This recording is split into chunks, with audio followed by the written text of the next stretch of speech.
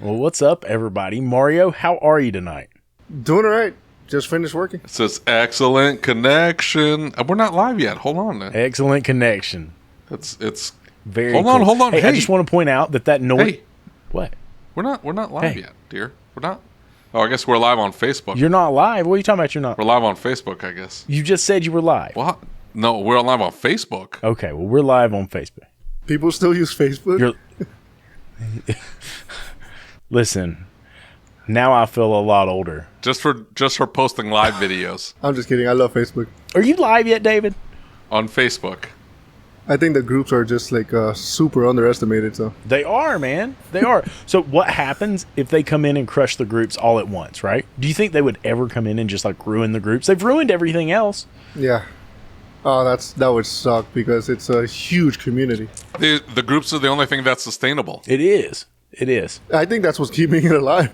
I agree. I agree. It would definitely suck. I just heard today that a third of people get their news off of Facebook. All their news. Really? Yeah. 1/3. 1/3. I guess my question is, are they getting their news from Debbie Sampson or Facebook? I mean, I guess that's what I have to ask. Facebook isn't sharing any news. They're supposed to just be like publishers. A platform. Neutral. Yeah, there should be neutral. Everything should be available to you. And then you decide whether it's anything that should be noted or not. Neutral, huh? Yeah, right. So, hey, listen, I need to put this out here. For all of you wondering about the audio, all of you who are going to complain about it, that noise you hear in the background is because Mario's shop has AC in it. And he has the vent like on him.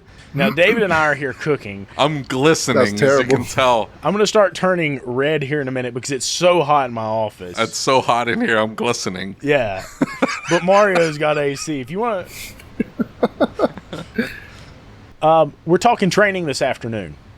David, what was your question? You had a question about training and YouTube. What's your question, man? I had a premise, not a question. Where do we find good training? So you're going to go to ASTE. You're coming to ASTE. Everybody's super excited about having you at ASTE, walking around, taking videos, putting people on the spot, right? You're going to do that again? I'm thinking about it. I'm thinking of what's going to be my next round of questions. There's enough different people. Yeah. There's some people who reached out to me and said, oh, man, I wish I would have got on that questionnaire. And I'm like, yeah, me too. It was great. Yeah, dude, you start asking questions and all of a sudden everything flips on its head, right? Like everything you thought because you felt a certain way, you thought everybody else felt that way. You start asking questions and, man, it's a whole different world out there. It was not easy to come up with the first set of questions. I don't know if you guys saw the video. Yeah, absolutely. So what is it that you're most excited about with coming to AST? What do you hope to take away from it this go round? It's really mostly the people, the networking. That's the strongest thing I've found with any training event. It's making those connections, getting to know others in the industry, share with those who share in that mindset, you know, and have a good time. So what about things like, so we want to talk about training here and looking for really, really good training. Obviously, AST is a great option, right? It's going to introduce you to a bunch of trainers that maybe you've heard of, maybe you haven't, maybe you've met them in the past. Almost all the trainers that I know of at AST that are going to be doing technical training have some kind of website, other courses that you can take. There's also a lot of stuff on YouTube. You do a lot of stuff on YouTube. Do you see the stuff that you put out on YouTube? Because that's been some of the argument. That's been some of the pushback. Is like, hey, too much stuff is getting shared on YouTube. They're seeing how the sausage is made, and we shouldn't be showing people how the sausage is made. What do you say to that? Is YouTube a viable option? Is it an alternative? Or I've been told that plenty of times. So what do you say to them? Well, what do they think is going to happen when nobody else will teach them? I mean, what are you going to do? You're going to go look elsewhere. And right now, the biggest platform is YouTube. So, and that's how I learned. So for somebody to tell me, oh, you shouldn't be sharing this, that's how I learned. What do you think I'm going to do? I learned so much from the Scanner Danner videos and all the other videos I watched, Real Fixes, Real Fast, stuff like that over the years. I learned so much from that. And here's the thing is my belief is if you are hungry enough to go seek that out, you're hungry enough to get the meat and potatoes of that, spend your time doing that, man, you deserve it. right? Like I think it's like people think a client's going to watch this, or a technician who's not put in 100% effort is going to watch this. Man, it's going to go over their head. This is information that you have to sit down and do research about. You have to put work in for this to work. It's not just something you're going to open that video and all of a sudden it's there. Oh, man, I already know about this. I know the mechanic down the street's ripping me off. Nah, man. Like, you watch one of Paul Danner's videos and you're going to say, oh, man, I need to take that to somebody. Right? Like, I don't have what it takes for that. Right? And so I think that it's important to point that out, is that the people who are going to use this information, it's a valuable resource. It needs to be there. Do I think that and we talk about this all the time, I think there needs to be a barrier of entry. Right? Like, there needs to be some access restrictions and some things so random Bob down the street doesn't just go in and start trying to monkey around with things he shouldn't be monkeying around with. But I don't think that YouTube's going to cause that. You know, I think Bob's going to do that whether he watched a YouTube video or not. I think they're going to go to YouTube, and they're probably they're gonna monkey around, but they're going to find really bad content, or content like, I mean, what's the biggest automotive channel like out there? Scotty Kilmer, right?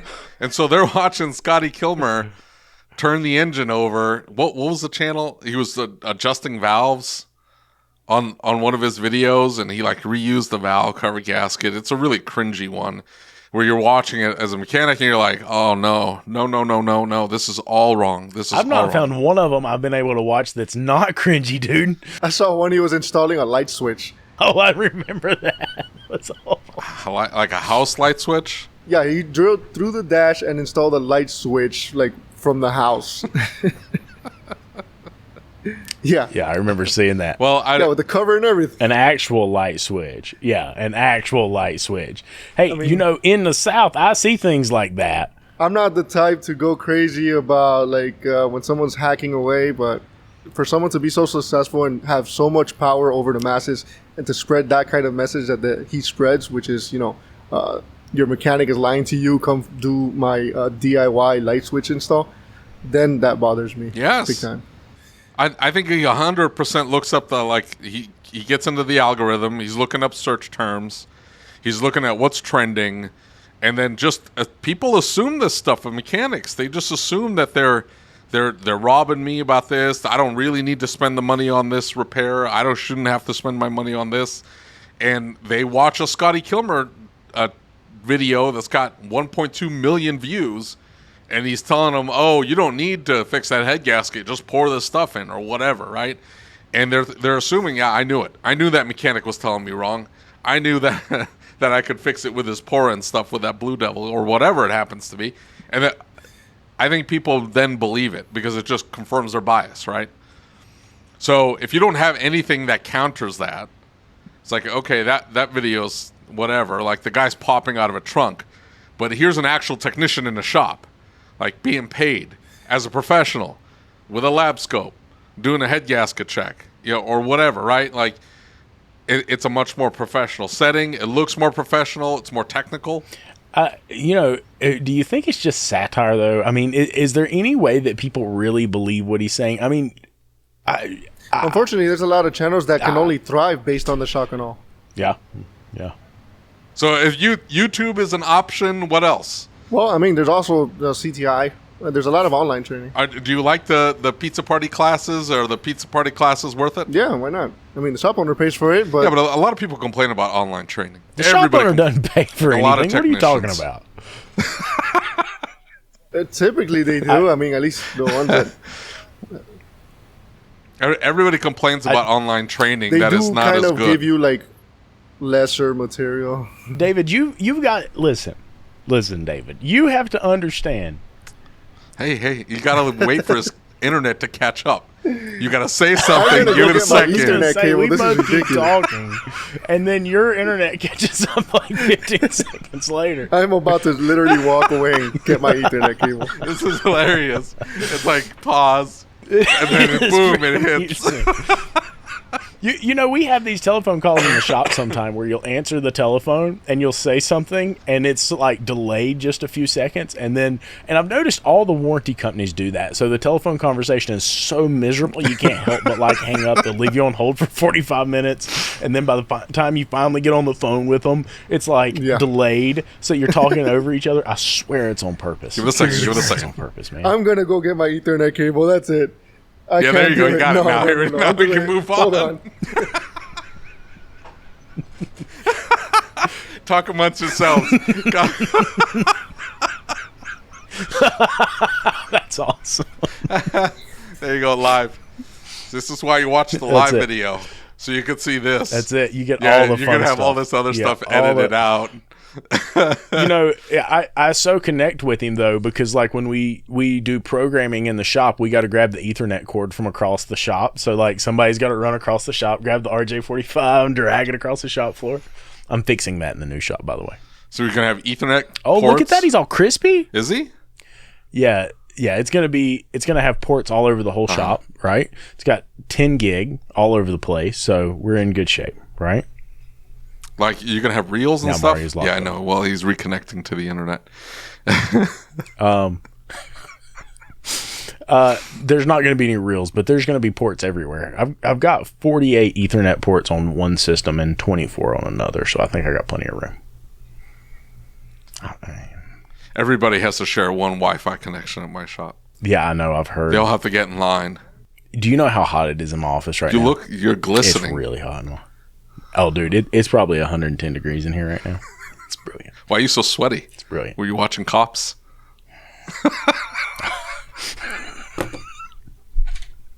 I was watching Cops. That's why I was so sweaty.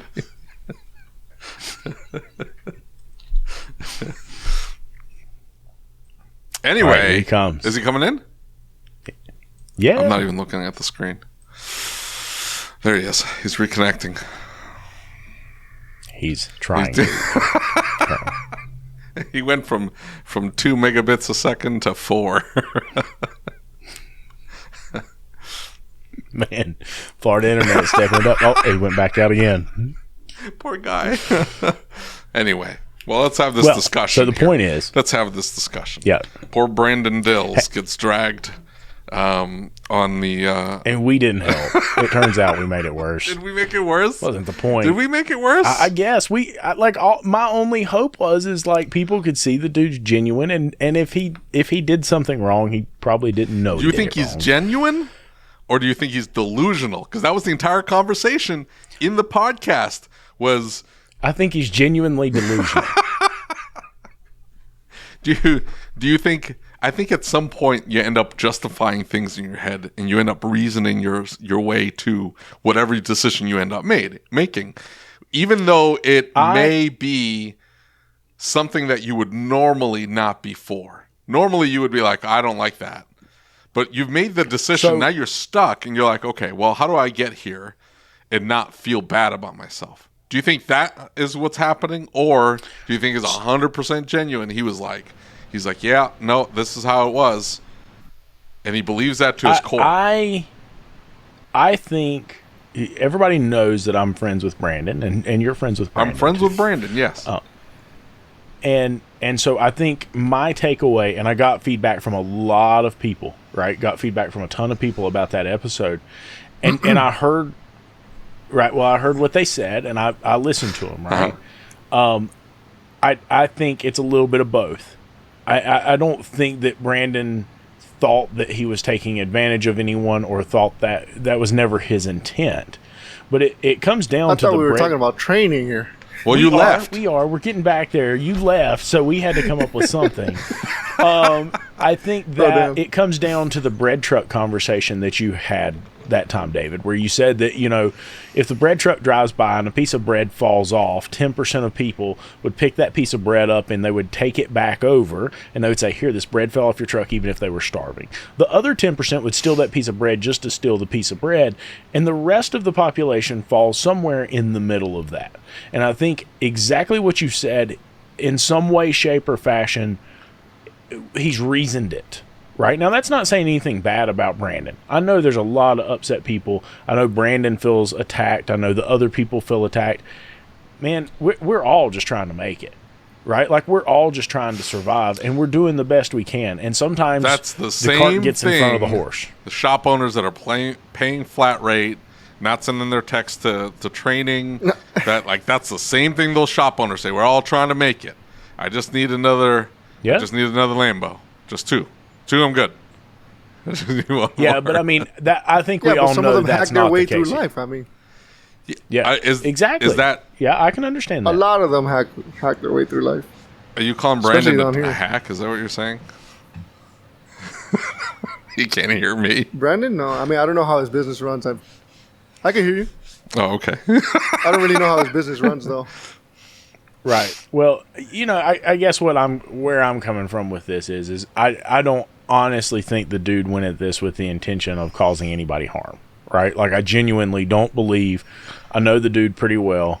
I genuinely don't believe he did it with intention of causing harm. He wasn't doing anything maliciously. Yeah. Right. Exactly. Were there missteps? I'm sure there were. Right? Like, I make missteps. I told you about some of mine in that recording. Like, man, I screwed up. Like, and the water we pump made a story? mistake, and That's your and misstep? like things that yeah. Well, I mean, things like that. I make mistakes sometimes. I didn't mean to, right? It wasn't intentional, but it's happened. I can't go back and like undo it now, and I'm not going to close my business down because I made a mistake, right? Like, I have no choice. I got to march forward. Does that make sense? Yeah. I don't know. I think you're a dirtbag. Poor Brandon. Listen. I am a dirtbag. You know that. Spoken like a flat rate shop owner. I know, right, man? It's awful. I'm just terrible. One of the things we talked about on the podcast was Brandon got in a lot of heat from fellow technicians because he was sharing a lot of information on YouTube that they thought he shouldn't be sharing. And I'm curious whether you get the same flack for sharing some of your techniques, for sharing some advice, just things like that on your YouTube channel. Do you get a lot of like flack, a lot of pushback? I do, yeah, but not by a lot of the people that I know. It's usually I am picky about what I publish because as much as I love YouTube and all that, I don't exactly publish every single thing. There's some things I would rather not publish simply because the public would take that and turn it into, oh, well, there's a better way. And when the truth is that a lot of shop technicians, they don't really know those techniques. Or, they would misconstrue it as, oh, well, these guys don't know what they're doing because they can't do this and that. Yeah. And then really it's just because I've gotten my ass kicked so many times that I've learned it the hard way, and that's where I've come up with that particular technique. So yeah, I've gotten flack for releasing certain information, but not. It's typically by the unknown people, like some random person that I don't know, that I've never heard about. They say, "Oh, why are you releasing this information?" Well, you know what? I mean, it's already out there. There's a lot of videos on this already, or something like that. But for me to go and do something that's never been already published, I don't know that I want to do that simply because, well, not to avoid the flack, so to speak, but to avoid the masses misconstruing it as, well, there's an easier way and I shouldn't have paid so much when my shop did this instead.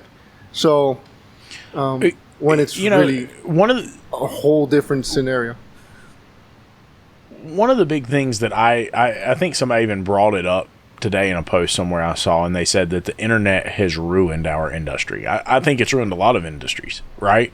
And the reason being is because everybody can get online and search what they want to search, and they can take that information and interpret it the way they see fit, right? And that is their right. Like, they can do that for sure. But man, it is really hard as somebody standing on the front counter explaining to them that they don't understand the information they got, that they don't know how to process that information, right? I remember as a kid, I used to watch like Hot Rod TV, and I'm like, dude, like that would only take me 30 minutes. And then you go do it, and it's like, holy crap, that took 4 days, right? Like, you just don't understand. And so I think it's easy to be misled, but we can't stop the public from getting that information. And is stopping the public from getting that information also stopping a technician from getting it and growing from it? I agree. And that's how'd they my do aim with the videos that I put out. Right, they all had forums. That ruined the industry as well. I mean, everyone was sharing before the internet already. Yeah, I get forums. Yeah, but I'm talking pre-internet. If anything, yeah. Well, like in the early That was '90s. before me wouldn't and be able to Mario speak were on born. that. Listen, bro, you're the only I one was that already remembers in that. elementary school, maybe. You need to ask Rick. What the hell did you do before the internet? Like, how do you Rick White? How do you reach out? We need to know. How did you? If you faxed it over. Wiring diagram. You couldn't even read where the lines were. So like we had an issue with a Honda Civic BCM, right? And I was able to reach out to several people. Mario was one of them, and I just asked some questions, and I'm like, just looking for some advice, right? And how would you have done that pre-internet? And so the customer ends up getting exactly. If I'm having to figure this out on my own, it limits the pool of knowledge, right, to just me and whoever's working in my shop, and then that's it. Maybe the shop next down the street, which I guarantee you did not have the answer. I think I could have called every shop in Kansas City. I don't know that any of them would have had the answer. So you're talking, the 1% of 1% in the entire country who can answer this question. Why? How does that diminish the industry? You see what I'm saying? Even if the stuff was just available for me to watch on YouTube, even if I didn't have that immediate connection, and I could just get on YouTube and watch it and get that little nugget of information that I needed to then proceed, how does that diminish the industry? I think if a YouTube video only succeeds in convincing a customer that they've overpaid for services, then you're watching the wrong video. I think a educational video would serve to enlighten the customer, to better inform them on why they need to pay for the services. Not why they should pay less. But obviously, some people can only make videos not based on their educational content, but only based on the shock and awe. They just want to make the views, and they want to say, oh, well, look, here's another way to do it. But it's not really educational. It's really just to make others look as if they're ripping you off. You're gonna have that. You have to weed out through a lot of bad videos and channels and whatnot. But to punish everyone just because some are doing what they're not supposed to be doing, which is, in my opinion, misleading the public into thinking that we're a bunch of rip-off artists, that's I think the bigger sin, so to speak. I mean, like I said, I learned on YouTube. If it wasn't for YouTube and a lot of the community and the internet-based resources, I wouldn't be the technician that I am today. And I'm not like amazing or anything. Same but for me. And it is same what as a it is. shop I owner, am right? the technician that I am today because of that. Yeah. I Definitely. I would like to ask Michael Byer this same question, right? Michael is a fantastic shop owner, and we've become good friends, and he's a listener, and I really cherish the information he provides me. He's been doing this for a long time, like longer than I've been alive, long time, right? And Michael has said before, like, hey, I've built a business by doing what's right for my technicians and doing what's right for my clients. I didn't worry about the rest of it. Right. And he has seen that shift. He has seen that change from where the client had no choice but to trust him and came in and said, Michael, I'm putting this in your hands. And now he's seen a shift in the area he's in. I'm sure he's got clients who are looking up the repairs and watching videos about it before they bring it to him.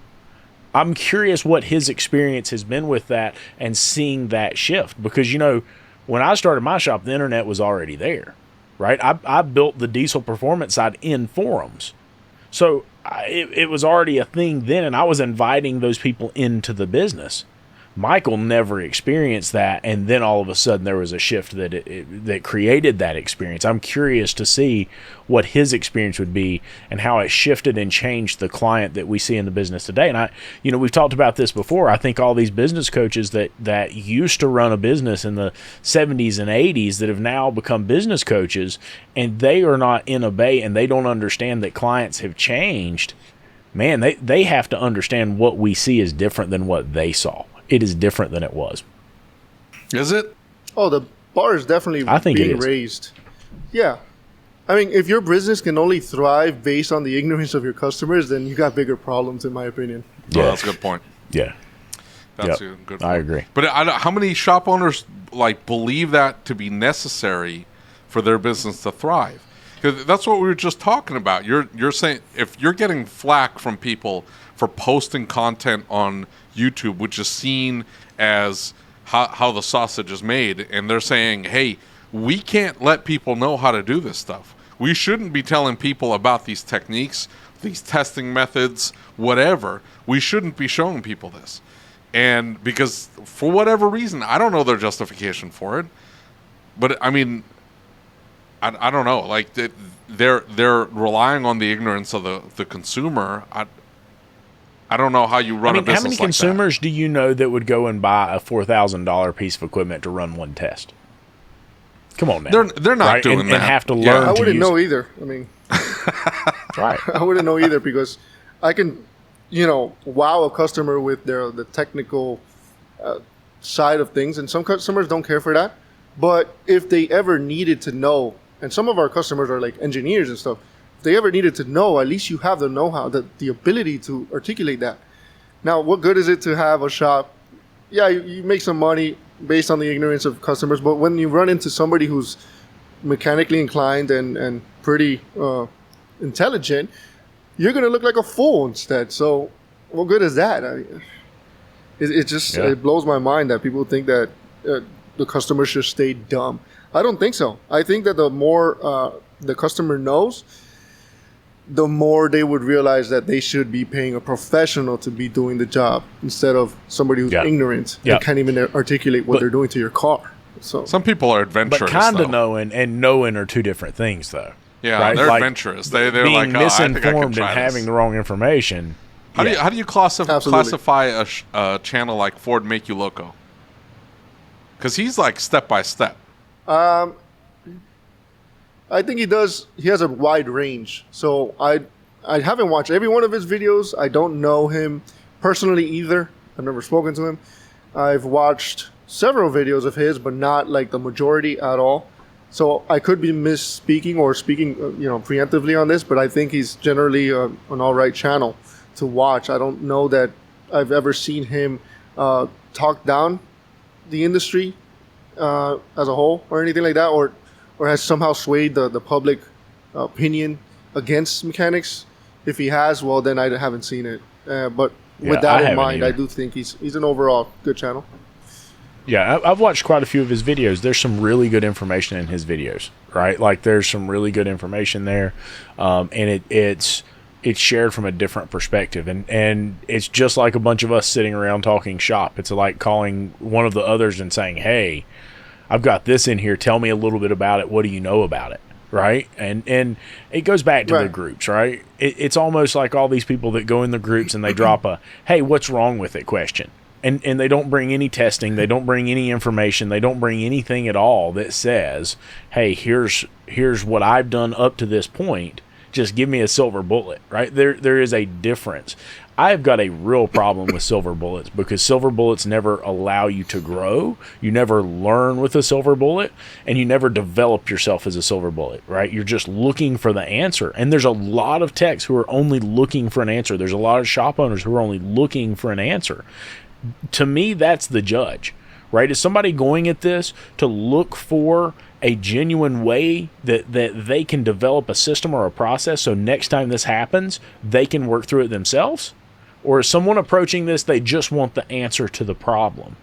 And if a video is designed in such a way it's just giving them the answer to the problem, like I know your videos, I can't just skip forward and get an answer to a problem. I've got to watch the video to understand what it is you're bringing to the table. Same with Paul, right? 1 30-second blip is not going to give me my answer. So that's a big thing for me.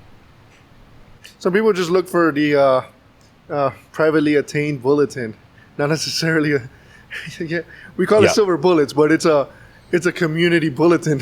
It's what they're looking for, because that's what bulletins are. It's the answer. And while I do understand silver bullets are not good, coming to see these cars, sometimes these Euro cars, they sometimes you can't explain it. Like a Jaguar will go offline and you have to disconnect the BCM for a couple seconds, and then it'll just come back up. But you wouldn't know that until you did it, right? Right. And sometimes little things like that help.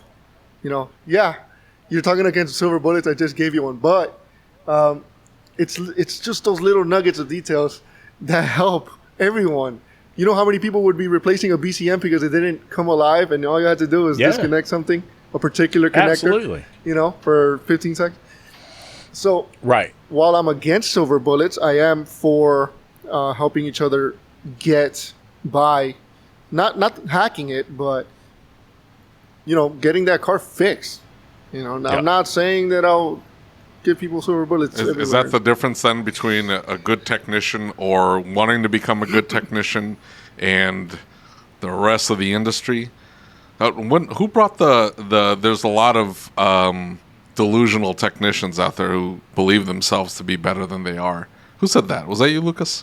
I'm gonna attribute that to Lucas. It was entirely Lucas who said that. There was actually a post by Jeff Bly the other day. I don't know if anybody saw that, where he was talking about that there's a lot of technicians who think they're the greatest thing ever. They want to be paid these exponential amounts, but they have very, very little base knowledge even, but think they deserve a fortune, right? And so that they think they're a lot more than they are. So maybe you read that, but I don't remember saying that. David, you were talking about red pills, blue pills, all kinds of pills the other night, so maybe that was you talking about. That was a different conversation. But I found that the good diagnosticians ask a lot of why questions. So it wouldn't be enough to, like, hey, just disconnect this connector. It'll cut the connection to the BCM. Wait 15 seconds, plug it back in. Why does it? Yeah. Well, why does it do that? I don't know. It just does. But why? Like, I don't know. Call the engineer, the guy who designed the network. Like, I don't know. And that guy doesn't know either because it was a committee. Yeah, most of the time you're not going to get the answer. And so, but it's that mentality. It's like I need to know how this works and why that happens. That stuff drives me nuts. I don't care. I cannot stand. I don't care. No, it drives me completely batty. Like, especially, I've had a couple, and it seems to be Ford diesel pickups more than the others, but they will do something really funky, right? It'll have a strategy that when A happens, X happens. And you're like, why are you doing that? It does not make sense. Why would you do this? What makes you think that should result in that?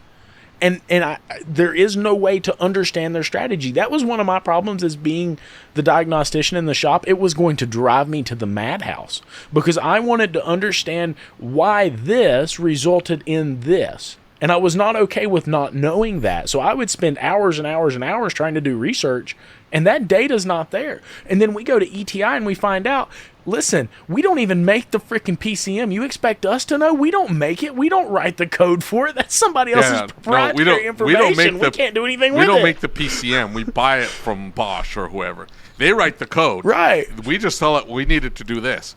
Oh, and by the way, the guy writing the theory of operation is just some writer. They don't know how it works either. Right. They're reading some engineering gibberish, and they're just putting it into some layman's terms, and then they're shipping it out.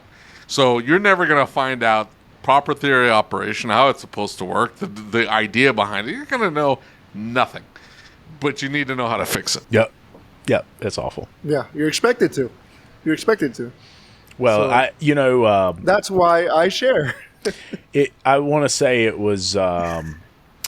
it wasn't Peter Orlando. One of the CTI instructors, really well-known CTI instructor, asked one of the Chrysler engineers at one point. They were talking about downstream fuel trims, and he asked, like, why in the world is there no trouble code? Why is there no service information that indicates this is a thing? And he said, listen, because that failure will not occur in the warranty period. My job's to fix cars that are under warranty. That's y'all's problem. I don't care what you do with it, but my job's not to fix that, right? Like, it won't fail under warranty, sorry. So, that's not their job. So, Mario, you talk a lot about training, and you brought up the fact that shop owners, we need to be getting more technicians in training. And I know there's a lot of shop owners who may not be in the position to do that right now. ASOG's offering a really amazing opportunity that is going to allow us to send some folks to ASTE, a technician and an owner from the same shop, and get them in some training. What does that mean to somebody like you, Mario? If you were in a shop and the owner couldn't afford it, how important would it be for you to be able to go to that training? Oh, I've been there. I've been in those shoes already. So, except when that happened with me, the shop owner wasn't able to go. But, my first ever big training event happened that way. Somebody gave me a scholarship to go, full sale. And it changed my career, plain and simple. It took me out of the bubble that I was in.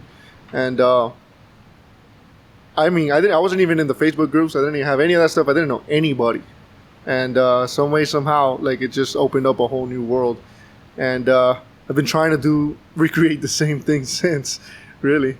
So it's been a huge blessing, just attending one event, and taking it all in. Not taking it for granted, and appreciating everybody that I met, everything that I learned that day. It was great. That's amazing. So for whoever wins, I'd be stoked. Yeah, absolutely. David, tell them how they can sign up to be a potential scholarship winner. Go to asog.site, asog.site. To go to asog.site, just scroll down a little bit on the left-hand side if you're looking at it. Left-hand side, there should be a link to apply for the scholarship. We're going to be closing it soon because we need to buy the tickets and whatnot. So you better get on it. Yep. And if you're... Yeah, it's coming real soon. It is. It's a 3-day event this time, no? Yeah.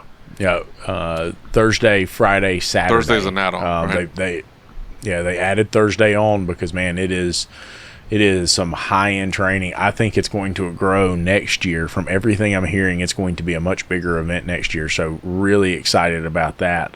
And listen, for all of you folks out there who might be saying, man, I don't need a scholarship, please consider coming to the dinner, right? It's through those dinners that we're able to bring the scholarships to the table and offer these opportunities. We need you to be at the dinner.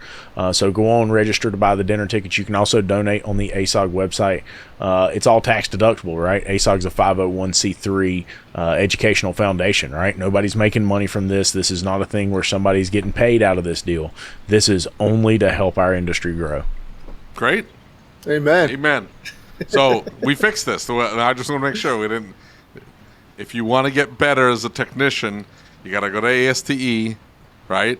You got to watch some YouTube videos. If they should pique your interest, you go to ASTE, meet some of these trainers, buy their subscriptions, get the shop owner to buy some of the subscriptions, get the training that you need, find out where all the training events are going to be.